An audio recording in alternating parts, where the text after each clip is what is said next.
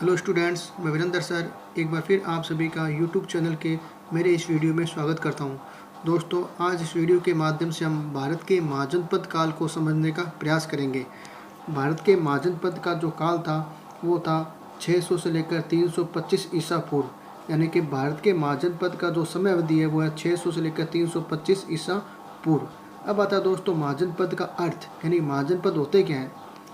महाजनपद का अर्थ है 6ठी शताब्दी ईसा पूर्व में उत्तर वैदिक काल से पहले समुदाय, कबीला और जन में व्यक्त था।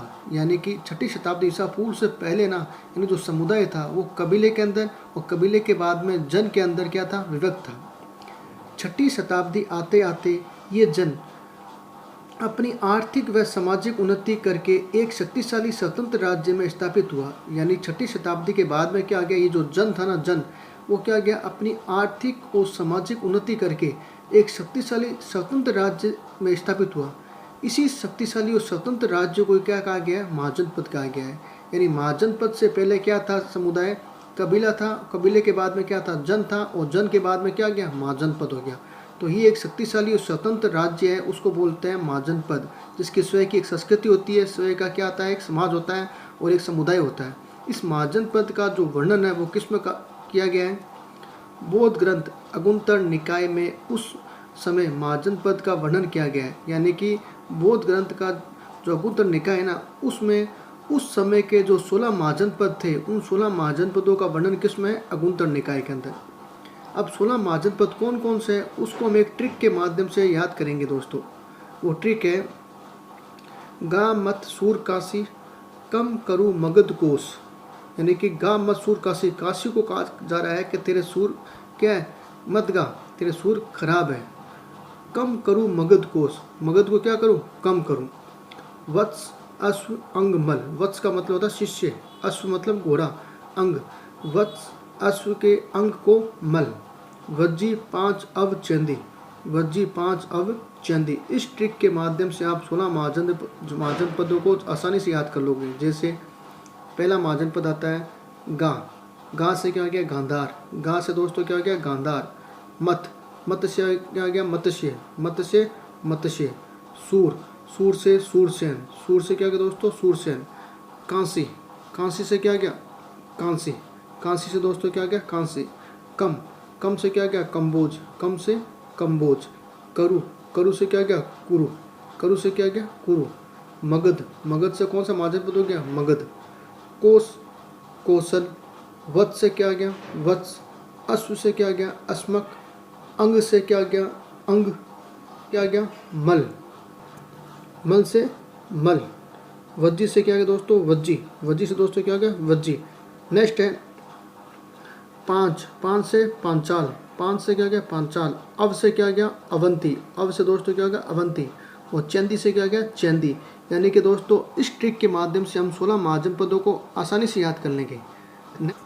16 महाजनपदों में 2 प्रकार के राज्य थे, कौन कौन से, राजतंत्र और गणतंत्र।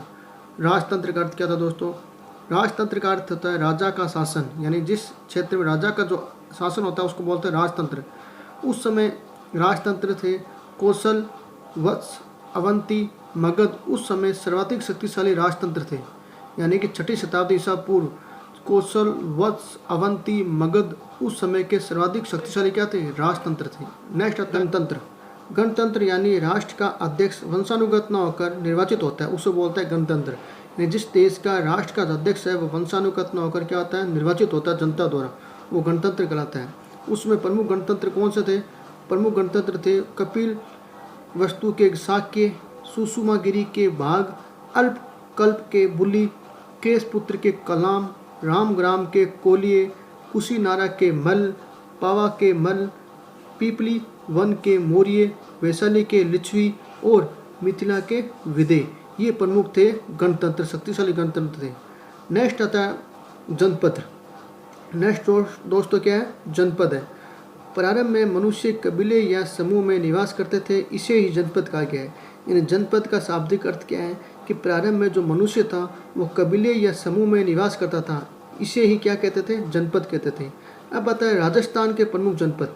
यानी उस समय राजस्थान के प्रमुख जनपद कौन कौन से थे, वो है जांगल, पहला कौन? वर्तमान बीकानेर जोधपुर के जिले महाभारत काल में जांगल देश कहलाते थे। यानी जांगल जो है वो वर्तमान में बीकानेर और जोधपुर के जो जिले हैं ना वो महाभारत काल में क्या कहलाते हैं? जांगल देश कहलाते थे।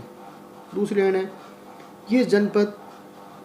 इस जनपद की राजधानी अहिछत्रपुर थी। यानी जंगल जनपद की राजधानी कौन सी थी? अहिछत्रपुर थी। अहिछत्रपुर।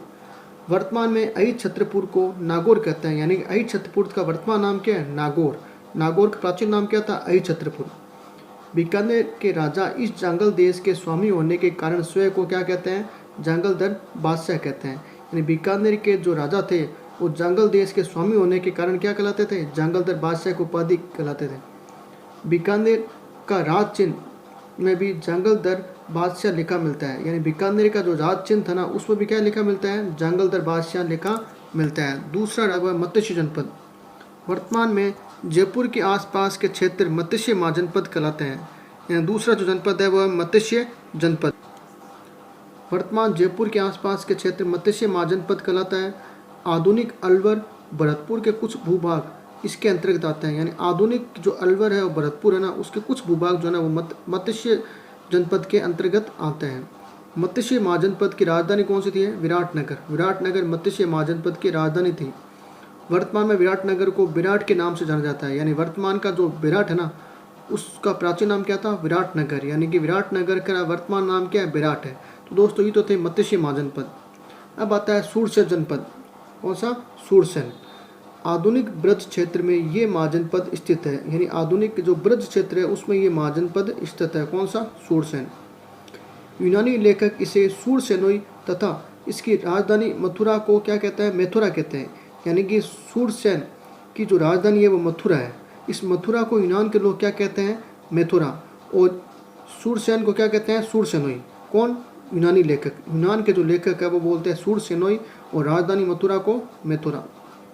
नेक्स्ट लाइन है, भरतपुर, धौलपुर व करौली के अधिकांश भाग सूरसेन के अंतर्गत आते हैं। भरतपुर, धौलपुर व करौली के अधिकांश भाग सूरसेन के अंतर्गत आते हैं। नेक्स्ट हमारा जनपद आता है सिवी जनपद। कौन सा? सिवी जनपद। सिवी जनपद के अंदर है, इस जनपद की राजधानी शिवपुर थी। सिवी जनपद की राजधानी कौन सी थी? शिवपुर थी। शिवपुर थी। प्राचीन शिवपुर यानी कि प्राचीन शिवपुर की पहचान वर्तमान पाकिस्तान के सोरकोट के स्थान से की जाती है। यानी प्राचीन जो शिवपुर है ना उसकी पहचान वर्तमान पाकिस्तान के सोरकोट नामक स्थान है उस स्थान से की जाती है।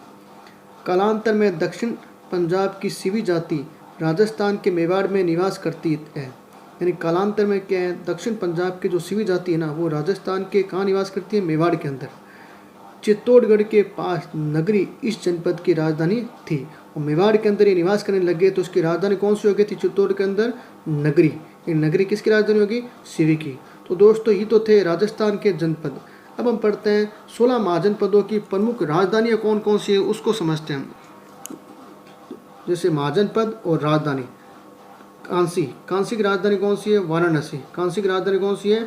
वाराणसी। कुरु की राजधानी कौन सी है? इंद्रप्रस्थ। कुरु की राजधानी इंद्रप्रस्थ। अंग की राजधानी चंपा। क्या थी? चंपा। मगध की राजधानी राजगृह या गिरिव्रज। वज्जी की राजधानी विदेह या मिथिला। विदेह या मिथिला। मल की राजधानी कुशावती। कुशावती किसकी राजधानी? मल की। चैंदी की राजधानी दोस्तों क्या थी? शक्तिमती। शक्तिमती किसकी थी? चैंदी की। वत्स की राजधानी कौशाम्बी। वत्स की राजधानी कौशाम्बी। कौशल की राजधानी अयोध्या। पांचाल की राजधानी उत्तरी पांचाल की राजधानी थी अहिछत्र और दक्षिणी पांचाल की राजधानी कापिली। मत्स्य महाजनपद की राजधानी कौन सी थी? विराटनगर। सूरसेन महाजनपद की राजधानी मथुरा। अस्मक की राजधानी पोतन या पाटेली। अवंती की राजधानी उत्तरी अवंती की राजधानी थी उज्जैनी और दक्षिणी अवंती की राजधानी महिष्मती थी। गांधार की राजधानी दोस्तों क्या थी? तक्षशिला थी। कंबोज की राजधानी क्या थी? राजपुर थी। कौन सी? राजपुर। तो दोस्तों ये तो थे हमारे 16 महाजनपदों की राजधानी। तो दोस्तों मेरा ये वीडियो आपको कैसा लगा ज़रूर मुझे लाइक और सब्सक्राइब करना ना भूलें।